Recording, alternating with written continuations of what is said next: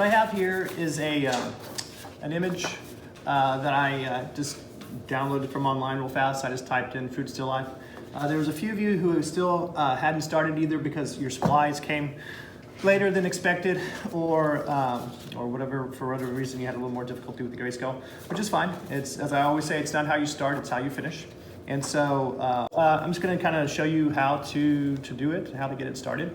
And so the first thing you do is either set up a still life, which would be like what I showed you in the previous demonstration or introduction to the project.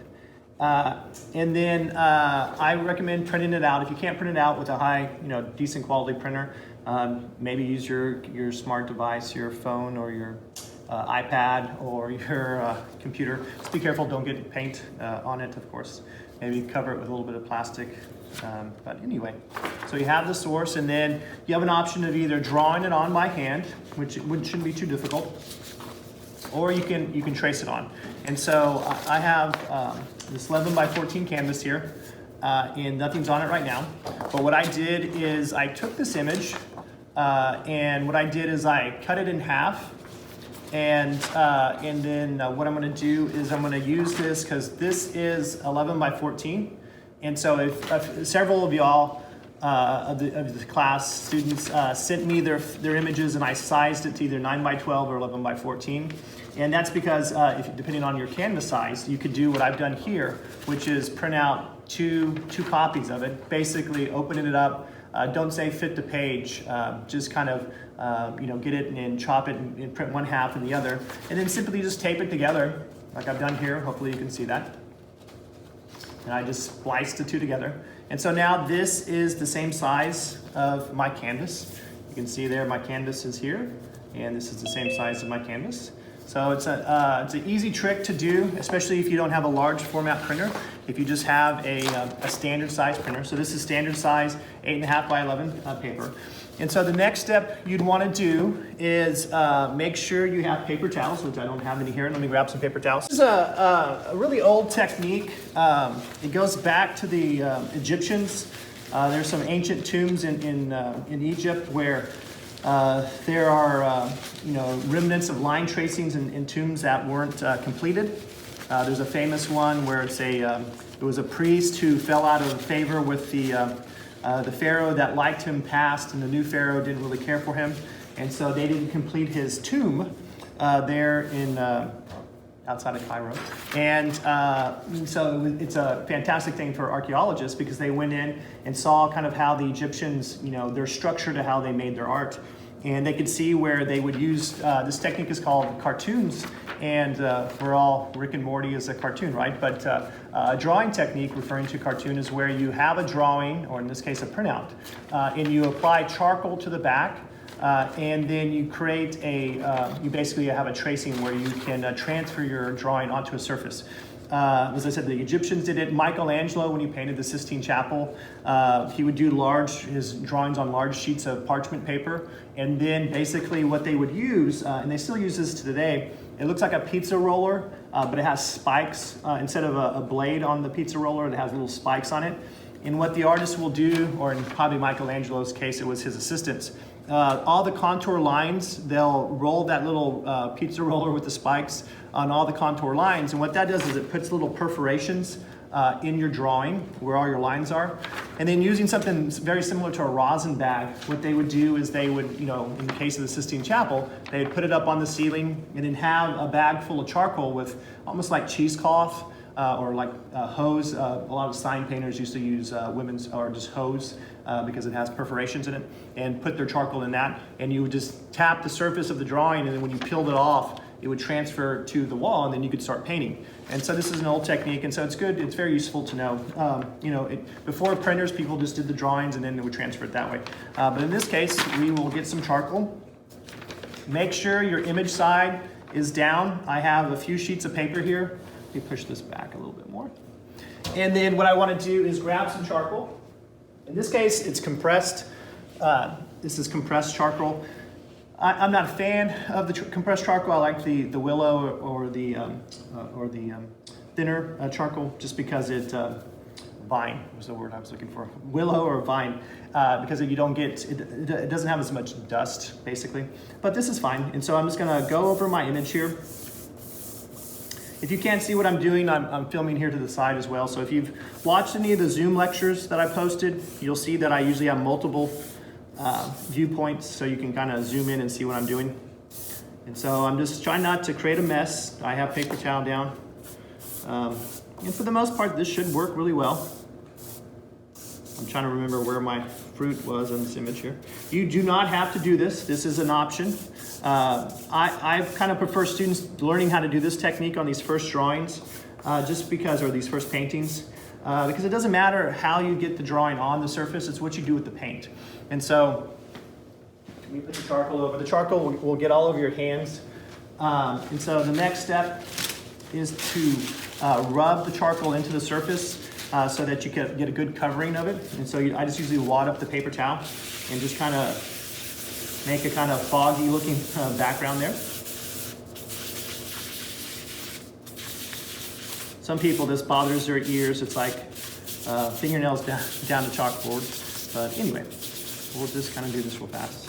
Try not to get too much of it on the surface where the printout is, meaning don't move your printout that has the charcoal in the background too much, because the charcoal that's being pushed off will get up on the surface and it gets kind of, makes a mess. But anyway, I'm gonna take the printout, and now there's a lot of charcoal dust on this, so I'm gonna go over to the garbage can and dump this out. It's semi-clean there. Some extra paper towels there. So now what I wanna do is I have my printout, my canvas, and the charcoal is on the back of the printout. Some students will put it on the front, don't put it on the front. Basically, you've just made, or I've just made carbon paper, is what, you know, if you're familiar with that material. And now what I want to do is tape it down so it doesn't move on me. You can use any tape you have. In this case, I'm using painter's tape. And so I just kind of make sure it's in the corners, and I'll just tape it down. You don't have to tape the corners, I just did in this case. Make sure that it is taut. If you're going to peek as you're doing your transfer, I'll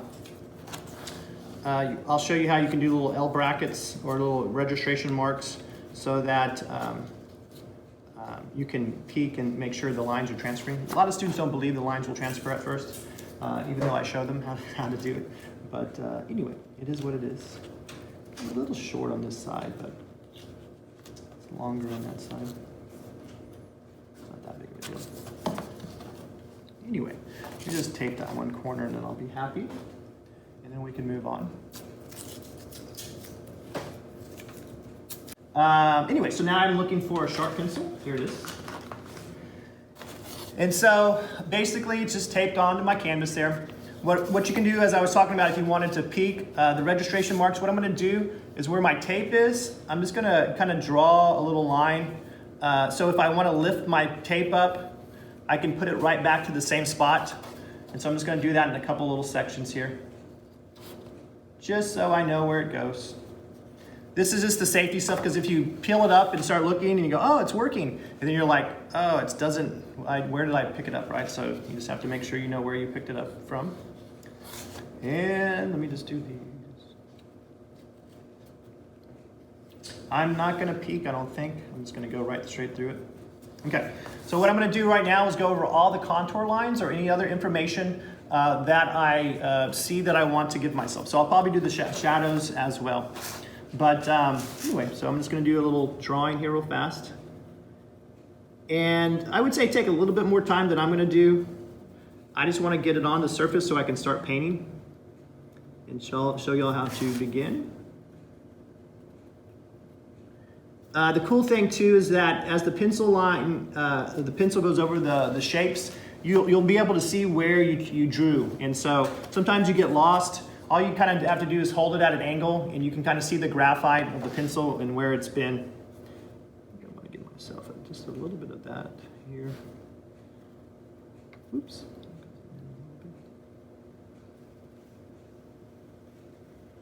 This is where in the video I speed it up so you don't have to watch me do this part. give myself a little bit of the shadows. So what I'm doing is just giving a slight little reference to shadows is all I'm doing right now. We'll see how much of it transfers. I'm gonna give my reference to the ground as well. Here's where the ground is here. A little shadow here. Ground is right there. Ground is right there.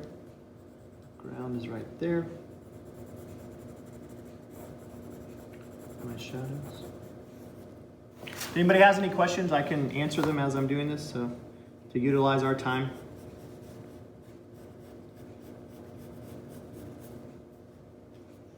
How did you split like the pictures into two again? Well, I'm lucky here we have a paper cutter, and so I just chopped off the white edges of the two middle ones. You could just use scissors, or if you had a straight edge, you could do that. But I just basically had two printouts, and then I use Photoshop, but you can do it in Microsoft Word as well.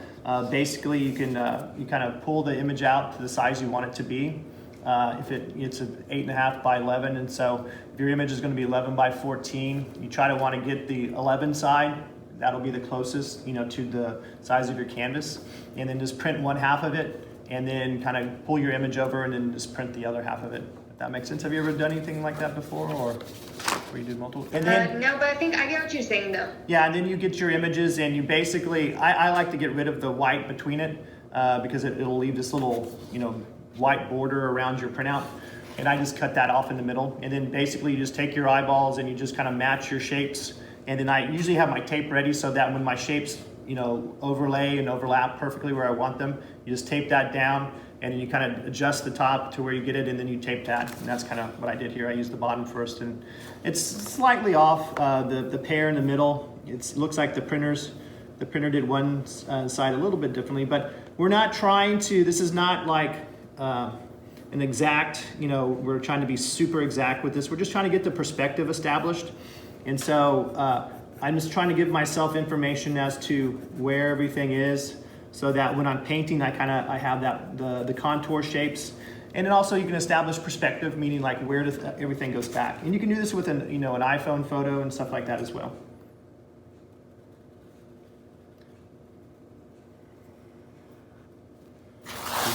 Be sure to turn your canvas. A lot of students, like I always say, I see them leaning over, trying to draw something, just spin it around. That's why I like working on this piece of cardboard, because it makes the canvas real easy to whip around as I'm working.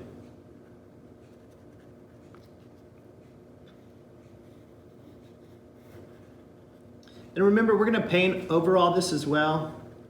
And so just get, what information you can. Try to get the shapes the right size.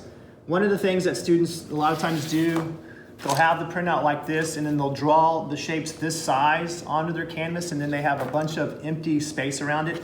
And that's why I was trying to get the shapes more, taking up the majority of the space of your canvas. It just makes it look a little bit better and easier on you as well. Let's see if this worked. It's live, so we'll see if it actually. Be careful as you peel this off, because the charcoal still gets on everything. And then as well, some students are scared to put their hand on the canvas when they're doing this technique, this transfer technique. The charcoal really won't, release or go onto the surface of the canvas unless you put a lot of pressure down. That's why it's good to use a real nice sharp pencil. And so that's why you saw me with my hand on the surface. It wasn't that big of a deal. Some of those softer marks didn't transfer that great, but hopefully you can see there where the pears got on the surface. Isabella, thank you for the shake of the head. And Paragon, thank you as well. So now I have this, and I'm just gonna throw it away. I would like to recycle it, but I don't think you can recycle with the stuff. You can save this. You could save this if you were gonna do multiple paintings. Say you're going to do like an Andy Warhol style where you were going to do multiple portraits of somebody, and you had your mom's face or something, you want to do it in blues and reds and another one. You can just put this aside and just put it back down because it's going to be perfect for 11 by 14 canvas, and so you could just do it over and over again. Or if something is messed up on your painting, you could always put this back down and retrace, like if you messed up on a nose or an eye or some detail element, you could always use that as well. Make sure you press firmly enough. On here, I noticed that I missed a little section, and so I'll give myself my little. And then as well, you may not be able to see the details of what you have. And so one of the things you can do is just go back and draw your shapes back in to kind of bolden them in or make adjustments wherever you want them to be. And so it's your choice. I can't really see my background that well, so I'm going to put that back in. My shadows are all in here. That worked pretty well.